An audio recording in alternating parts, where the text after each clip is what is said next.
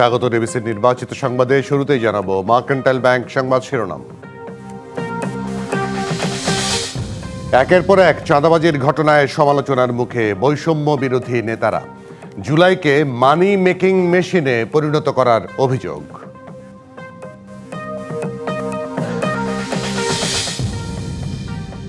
বেদনায় একেবারে নীল হয়ে গেছি। দেখলাম 5 জন সমন্বয়কারীকে গ্রেফতার করেছে পুলিশ। তারা জোর করে একটি বাড়ি থেকে, একজন সাবেক সংসদ সদস্যের বাড়ি থেকে 50 লক্ষ টাকা আদায় করছে।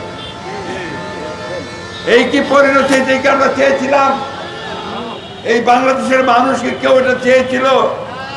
সুতরাং এত তাড়াতাড়ি যদি এই ঘটনা ঘটে, 1 বছর হয়নি, তাহলে আমাদের ভবিষ্যৎ কি? বৈষম্য বিরোধী নেতাদের চাঁদাবাজির ঘটনায় বেদনায় নীল মির্জা ফখরুল।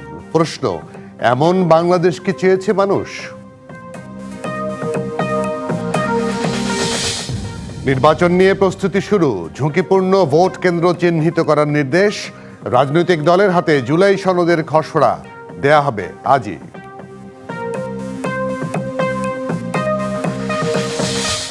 এবং সংসদের উচ্চকক্ষে পিআর এবং সংস্কার ছাড়া জুলাই সনদে সই করবে না এনসিপি। জামালপুর এবং ময়মনসিংহে জুলাই পদযাত্রা।